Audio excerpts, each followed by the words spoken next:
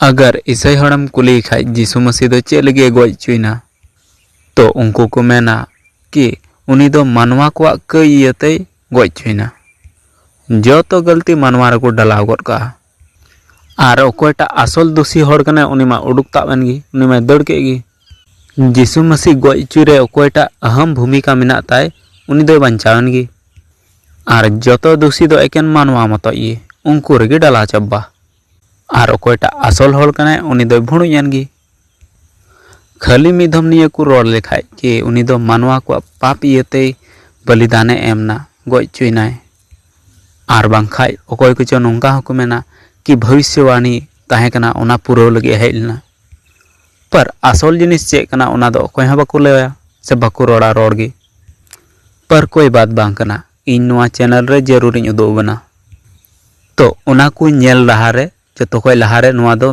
Disclaimer कना तो तिहिना presentation एहब लहारे जो को जोहार।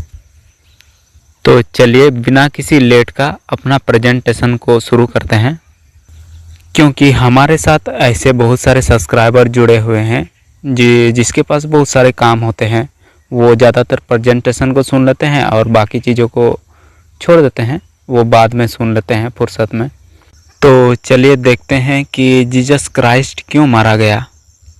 वो इतने अच्छे शख्स थे, वो नैतिकता की बात करते थे, जीवन के मार्गों की बात करते थे, अच्छी शिक्षाएं देते थे। फिर ऐसे शख्सियत को क्यों मार डाला गया? क्या कारण रहा होगा? लोग कहते हैं कि वो हमारे पापों के कारण बलिदान हुआ था। तो असल बात क्या झलकता है या क्या दिखता है, चलिए हम लोग देखते हैं। तो आप बाइबल खोलिए, निर्गमन 35 का 1 से देखें। यहाँ पर लिखा हुआ है, मूसा ने इस्राएलियों की सारी मंडली इकट्ठा करके उनसे कहा, जिन कामों के करने की आज्ञा यहोवा ने दी है वे ये हैं, 6 दिन तक कामकाज किया जाए, परंतु 7वां दिन तुम्हारे लिए पवित्र और यहोवा के लिए पवित्र विश्राम का दिन ठहरे। उसमें से जो कोई कामकाज करे वह मार डाला जाए, वरन विश्राम के दिन तुम अपने अपने घरों में आग तक ना जलाना। तो आप यहाँ पढ़ें, आपने भी समझा होगा कि यहाँ यहोवा का जो वचन था, यहोवा का यह वचन था कि आप रोज दिन काम करें, 6 दिन लगातार काम कर लें और जब 7वां दिन पहुँचे तो आपको उसमें आराम करना है। 7वां दिन आपको कोई भी काम नहीं करना है, उस दिन को आराम करना है। अगर कोई कामकाज करता है 7वां दिन को आराम करने के बजाय, तो उसे मार डालने का आदेश दिया गया था। वो कहते थे कि उस दिन को आप घर तक में आग तक ना जलाएं। भाई ऐसे में बच्चे भूखे नहीं मरेंगे। जीसस क्राइस्ट जो हैं उन्होंने इसी नियम को तोड़ा था। जीसस क्राइस्ट को इसीलिए सजा हुई, सूली हुई, लोगों ने उन्हें मारा। शास्त्री पंडित उन्हें क्यों मारेंगे? नहीं तो उन्होंने निकाला, दोषी निकाला, क्योंकि उनके शास्त्र में ऐसे लिखा गया है कि जो कोई ऐसे काम करे उसको मार डालो, क्योंकि 7वें दिन को कोई काम करने का अनुमति नहीं था। यहाँ आगे देखिए, हम आपको दिखाते हैं नया नियम से जीसस कैसे इस नियम को अपने तर्क से तोड़ता है। लूका 14 से 1 से देखते हैं। यहाँ लिखा है, फिर वह सबत के दिन फारसियों के सरदार में से किसी के घर में रोटी खाने गया और वे उसकी घात में थे। वहाँ एक मनुष्य उसके सामने था जिसे जलोदर रोग था। इस पर यीशु ने व्यवस्थापकों और फारसियों से कहा, क्या सबत के दिन अच्छा करना उचित है कि नहीं? परंतु वे चुपचाप रहे। तब उसने उसे हाथ लगाकर चंगा कर दिया और जाने दिया और उनसे कहा, तुम में से ऐसे कौन है जिसका पुत्र या बैल कुएं में गिर जाए और वह सबत के दिन उसे तुरंत बाहर ना निकाल ले, वे इन बातों का उत्तर ना दे सके। तो यहाँ हम देखते हैं कि जीसस क्राइस्ट ने सबत के दिन को एक आदमी को चंगा कर दिया। वहाँ के लोग यहोवा के इस वचन को मानते थे। वहाँ के जो शास्त्री हैं वो ये मानते थे कि सबत के दिन को किसी को चंगा करना ये सब या कोई भी काम करना ठीक नहीं है, क्योंकि बाइबल में तो लिखा हुआ है, हमने पुराने नियम आपको दिखाया कि कोई अगर ऐसे काम करता है तो ऐसे आदमी को मार डाला जाए।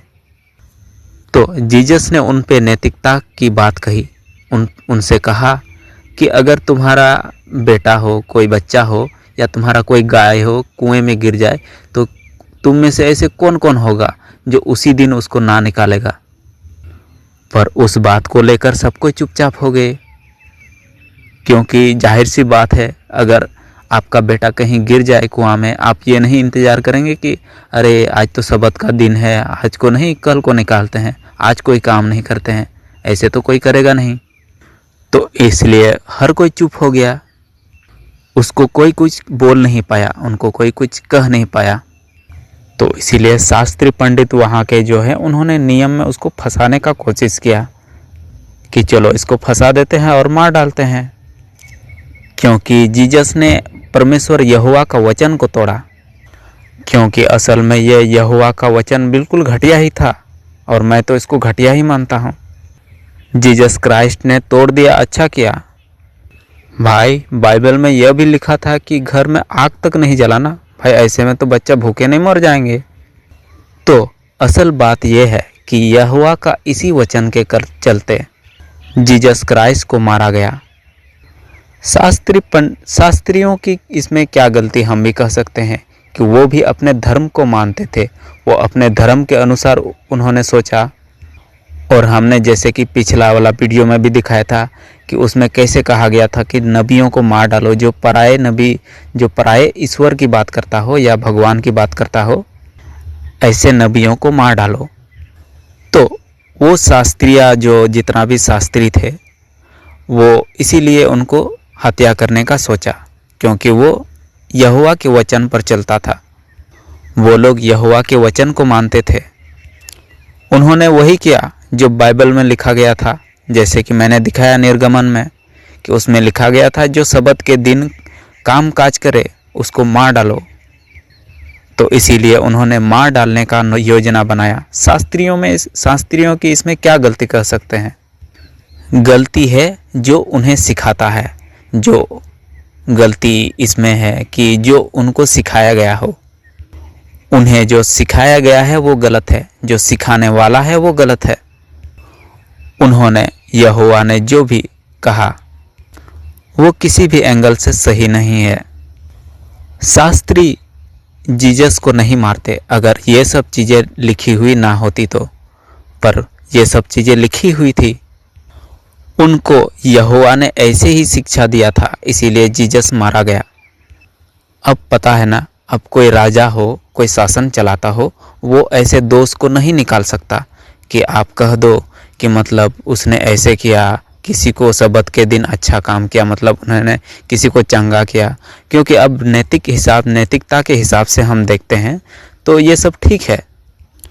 अरे दिन कोई सा भी हो, सबत का दिन हो या कोई भी दिन हो, आराम का दिन हो या कोई भी दिन हो, अगर कोई मुश्किल में है और हम उसकी मदद करते हैं तो ये अच्छी बात होती है।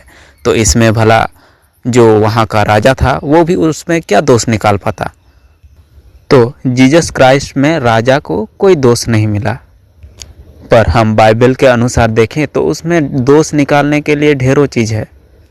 जैसे कि सबत के दिन को कोई कामकाज नहीं करना था और उस दिन उन्होंने किसी को चंगा किया, जबकि उस दिन को कोई ऐसा नहीं करता था, शास्त्री ऐसे नहीं करते थे। पर हम जानते हैं कि ज़्यादातर लोग आजकल यही प्रचार करते हैं कि जीसस क्राइस्ट क्यों मारा गया, तो वो कहेंगे कि वो हमारे पापों के कारण मारा गया, उन्होंने हमारे खातिर अपना बलिदान दिया। पर ऐसा नहीं है। जीसस क्राइस्ट भले ही लोगों के लिए बहुत सारी अच्छी शिक्षाएं बताना चाहता था, वो समाज में बदलाव चाहता था, पर वो इसलिए मारा गया क्योंकि बाइबल में ऐसे ऐसे बातें लिखी हुई थी कि जो ऐसे दिन काम करे उनको मार डालो, ऐसी चीज़ें लिखी हुई थी। और ये बातें यहोवा की आज्ञा है।